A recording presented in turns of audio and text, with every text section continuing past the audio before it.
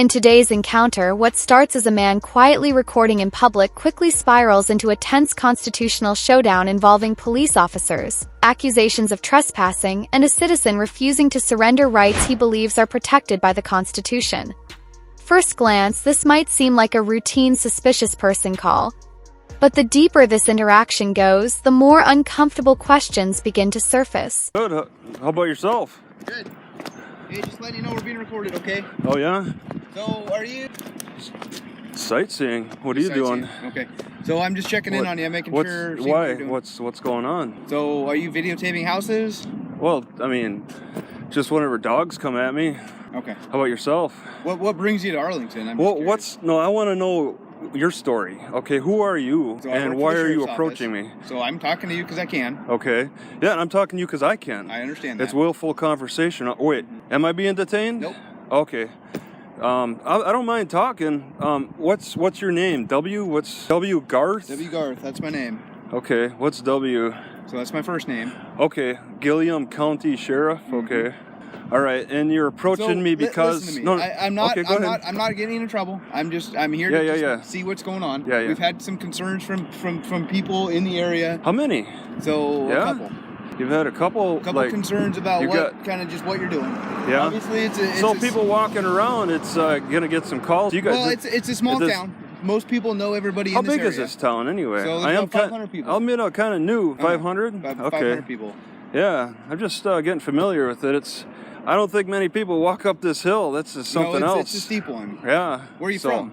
Where are you from? I live here. You've grown up here your whole life? Nope. You went to high school here? Nope. I just live here now. Okay. All right. Is there a reason you're getting kind of confrontational with just? Well, I kind of like. Like I said, you're not being detained. I understand. You're totally free to go. Yeah, I understand. I'm just trying to see what's going on today. I like to talk to people that come to town and just kind of get. Yeah, I'm sure you're a friendly guy. But that's unfortunate. I get people called on me, and hopefully that doesn't happen too often with people walking around. Well, you got to understand, it is a small town, so people walking around filming houses, and it's gonna cause up some questions. Yeah, and bigger cities tend not to have that problem. That's completely right. Yeah, that's why you're saying small in comparison to big. So I understand. What about that medium? There could be that little gray area where it's. It's hard to say how often, the problem comes up or not. But in small towns, it's definite. It's a small town. Mm-hmm. People are going to make the calls. They are, and that's why I'm here. Yeah. So I'm just making sure if you're lost, I can help you find something. I'm not lost, no. Okay. Dogs are going to come out at you and, let you know. Is that what you're concerned about, dogs coming around? Yeah, absolutely. I got bit on the leg. Today? Well, no, not here. Oh. No, it happened a few weeks ago. Yeah, it's healing up now. Oh. This was the bite. What kind of dog was it? Right here is where the entire interaction takes a dramatic turn. Notice how the officer immediately frames the situation around appearance rather than criminal conduct. The cameraman is told he looks suspicious because of sunglasses, a mask, and the fact he's recording a financial institution. But here's the problem critics often point out in situations like this: suspicious behavior alone is not automatically a crime. Recording in public, even outside a bank, is generally protected activity under the First Amendment as long as the person remains on public property and isn't interfering with operations. It's one of those Rottweiler type of things, and it wasn't from around here, but I stopped and it bit me. And then the owner comes out and he's like, were you on my yard? And I was on the sidewalk, and then he was like, were you coming after my kids? Because his kids were kind of in between me and the dog, so that's a good reason. Mm-hmm. But it's all every excuse besides him saying, I'm sorry, my dogs got loose. They didn't have a fence; it wasn't tied up. But that's a concern to me when I have dogs come out. I understand. I don't like dogs coming after me either. Yeah, I want to record it if it happens. I'm pretty sure I know one of the guys who made the complaint. The guy riding his red truck. Okay. And he had a dog that came out at me, so yeah. Okay. It's become a natural reaction with the camera. This I'm recording too. So to just, when I have issue, it looks like something's, gonna be dramatic or something that's about to come up, I'll just turn the camera on just to be safe. Just to let you know so you don't get in trouble, in Oregon you do have to let people know that you are filming them, okay? Oh yeah? Video and audio. So how about dogs? I gotta let you, excuse me, Poochie, Yeah, no, that's like, not, but yeah, in I Oregon, wasn't... anybody you do gotta let them know. Okay? Or you blur out their faces, it's a privacy issue. If I'm gonna try to completely expose somebody, yeah, they're gonna want to know. But if it's gonna be, you're not from here though, right? I'm traveling. Okay. Yeah. Any particular direction? Well, I checked out the food pantry, which he went up and down. It was a little interesting. I didn't know if he was going to get in a confrontation with me directly, but he obviously called you guys. Do you know how long ago you were called? Because that's in your records. Yeah. But you just don't know yourself. Yeah, no, our dispatch will know. Yeah, I was gonna check out the pantry, the food pantry, and stuff. I mean and the sites. I'm just checking places out. This is the Columbia River. I mean, you can imagine Lewis and Clark went down this very river, over. They did. Yeah, that was a long time ago. But the site, what they seen is a lot different than what we see today, and I find that fascinating. Yeah, it's a pretty area for sure. So I'm just checking those type of things out. Well, like I said, I'm just here to make sure you're not lost. You don't need help. No, I don't need any help. I would ask for help if I needed any, and I have no reason to ask for. Do you have a phone and stuff just in case you do? This next exchange may be one of the most critical moments in the entire encounter because the officer openly states the cameraman is being detained as part of an investigation, even though the alleged trespassing claim has not yet been verified. Listen carefully to how quickly the conversation shifts from casual questioning to a restriction of movement. The citizen immediately challenges that escalation, repeatedly asking the question officers are trained to answer clearly. What crime am I being detained for? Just curious if you had food or needed food. No, I don't need food. No. I stop at them and I don't take everything. I just take what I need. And apparently there's vegetables tomorrow for people at 1:30. So maybe I'll see my buddy over there tomorrow. He's now he pulled into the parking lots at the church. So maybe he was getting familiar with what I was doing, and I don't see him. Oh, there he is. You can report back to him and let him know that I don't mean any harm to him. Well, like I said, it's people just get concerned with people that they don't know that are kind of I mean, to me and you filming stuff might not be that weird, but to some people, it's at least suspicious. Yeah, it's something that it's been around for quite a while, but it takes battery life, so not everybody, you just can't do it all the time. Right. So when it does happen, you're gonna wonder. You only have so much memory and so much battery life, so I can't record everything. So when I do choose to record something, if a person happens to be in the area, they're gonna wonder why. It's not a normal. I understand it's not normal to see. Are you initially from Midwest? Yeah. I was born in Wisconsin. Okay. So I can kind of catch a little bit of that. Yeah. Okay. It's my accent. I guess I can't hide. I can't speak more of that. Okay. Do you mind if I get your information real quick? Well, okay. I can give you my name. I'm gonna have to ask for your first name, otherwise I'd have to contact Gilliam County to ask them what W. My first name's Wes. Okay, Travis. Okay. All right, and then Garth. Okay, Hines, like the ketchup.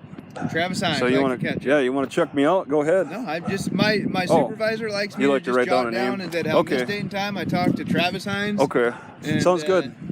Sounds good. Do you mind if I get your date of birth real quick? Okay. Well, can I get your date of birth? Mine is 9/1 of 90. 9/1 of 90. Wow, you're kind of nines. Yeah, that's pretty young. All right. I was like a sophomore in high school when you were born. Okay, it's 12/24/75. So that'll help you search. And it's HEINZ? Yeah, with the E after the Z. Oh, hey, can you give me the name of the complainer? Did you get his name? I did not. Honestly, I did not get it. Okay. Because he's the one putting me at risk of getting shot. Why would that be a risk of getting shot? Well, just your presence and it's something Do you think startling. I'm going to shoot you? It's happened. There's startling things. People carrying weird things. Some people have accused me of this of being a weapon, like it could be a gun. You know the way I'm holding it? I would just be careful. So, I mean, if of course. somebody approaches, That's why when people call cops on other people, they're putting them at risk of getting shot. You know what I mean? I reach into my pockets. Should people just not call the cops? Well, I don't mean to discourage that, but people that do call the cops need some accountability, and they need to be recognized. That's why I asked for his name. I'm like, he needs to take responsibility for his actions for having done that by, revealing who he is. I'm not saying he shouldn't do it, but, take some responsibility and step up and, report your name. So, you don't have it though, you're saying? I honestly don't. Okay. All right, that's fine. Nope. So, okay. Have a good Travis. one. Good luck with At this stage, the conversation becomes less about trespassing and more about competing understandings of constitutional rights. Cameraman keeps hammering one specific point over and over again. If nobody officially told him to leave private property, how could he legally be trespassing in the first place? That question puts the officer in an increasingly difficult position because criminal trespass laws generally require some form of notice or refusal to leave after being warned. Yet the officer appears focused more on the original complaint itself rather than whether all legal elements of trespass were actually met. Let's see what's going on.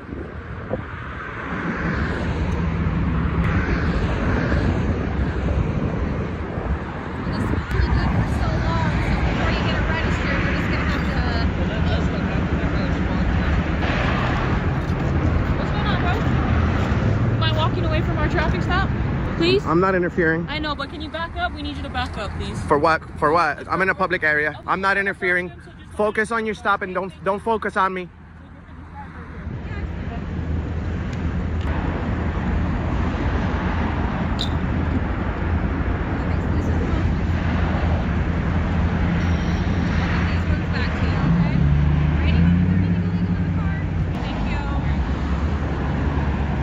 Like anyone's gonna tell you that.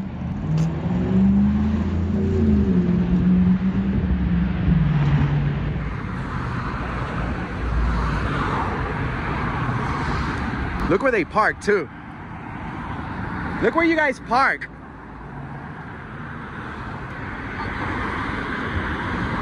You're putting lives at risk by parking here, ma'am.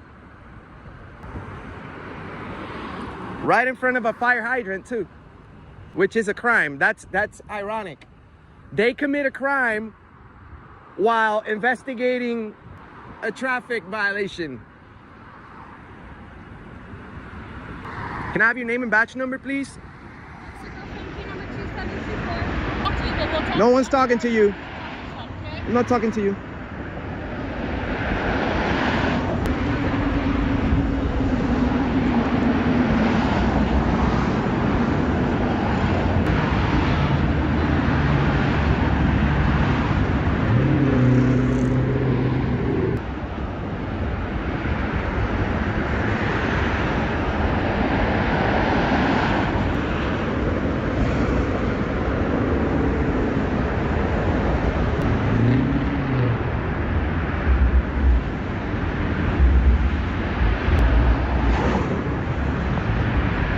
Now the encounter evolves into something much larger than a disagreement outside a bank. Cameraman directly invokes constitutional principles, specifically questioning whether his Fourth Amendment rights were violated through what he views as an unreasonable detention. And regardless of where viewers stand personally, this is exactly why these videos generate millions of views online. They force ordinary people to confront difficult questions about how much authority police should have during vague, suspicious person investigations.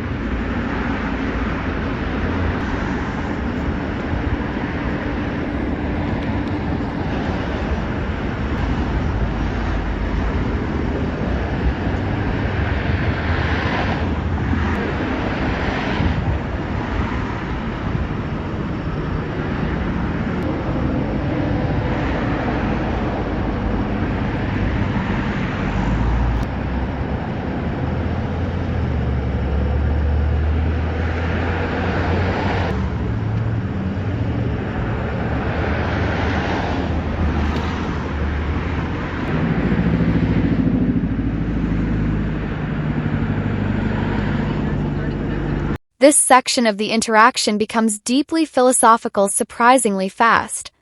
What starts as a disagreement about trespassing suddenly turns into a broader discussion about trust, police accountability, and public fear during law enforcement encounters. Cameraman openly states that when armed officers are called on someone, their life can potentially be at risk. And while that statement clearly makes the officers uncomfortable, it reflects a concern many citizens genuinely feel during police interactions.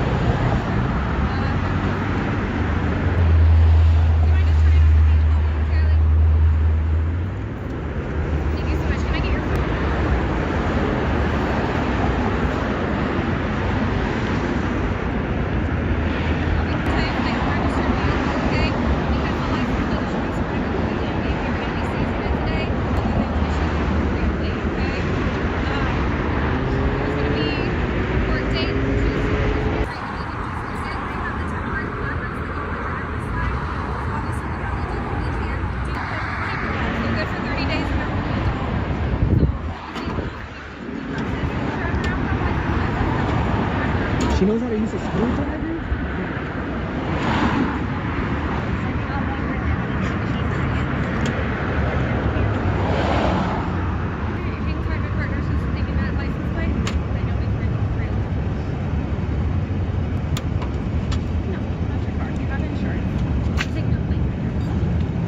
The second encounter featured here reinforces just how common these suspicious person stops have become in small communities where unfamiliar behavior immediately attracts attention.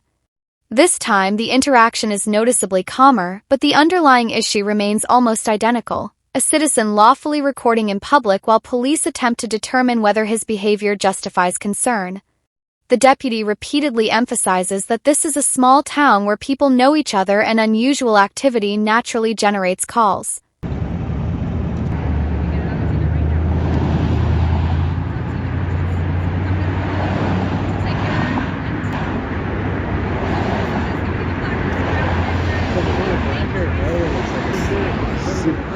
Super. Oh, back up. Another girl. Oh, she's hot too. Hi, can I have your name and badge number, please? Officer Dolan, P number 2800. How are you today? Have a good day, guys. No, don't leave us. You just got here. Oh, okay, thank you. How you doing, sir? Good, how you doing? Nice to meet you. My name's Enrique. We film the police. Okay. We go I'm around. from you. Nice. Where's your camera? Oh, it's hit. I like that. My Iron Man. I like that. I like that. I like that very much.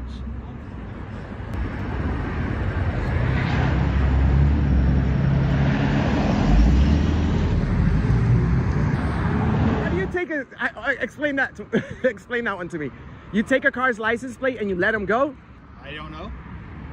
I mean, you could have had a temporary tag, and when you have a temporary tag, you're supposed to remove your license plate. He had a very solid Nevada tag, and it was seized. Okay, but it could be suspended for some reason. But he could have got a temporary tag, and so when you have a temporary tag, you have to remove the license plate from the vehicle, and the temporary tag becomes your registration. So I wasn't here to know all the, speculations of what happened. So. Okay. All right. Well, did they call for backup because we were filming? No. Sir, what? Tetlow. Tetlow? T-E-T-L-O-W. Tetlow. That's a very unique last name. Never heard that. It's from England. England. It Okay. means you're from the Tetley region of England. Okay. And Awesome. I don't get any residuals from Tetley tea. You want to know something? What's that? I know a good human being, a good person when I see it. When I see him or her, and And that's you, brother. That's you. I appreciate you. Thank you for standing up for the Constitution. Thank you for respecting our right to film you. You are the man. Look at his camera. It's behind his shirt. Oh, that's cool. Huh. That way doesn't fall He's off. creating privacy. That's good. You can do that. Well, we'll see you later. By the end of these encounters, one thing becomes crystal clear. This wasn't just about cameras, masks, or banks. It was about the ongoing collision between constitutional rights and public suspicion in modern policing. Cameraman consistently argued that exercising First Amendment rights should never automatically create reasonable suspicion of criminal activity. Meanwhile, officers defended their actions as necessary responses to concerned citizens reporting unusual behavior.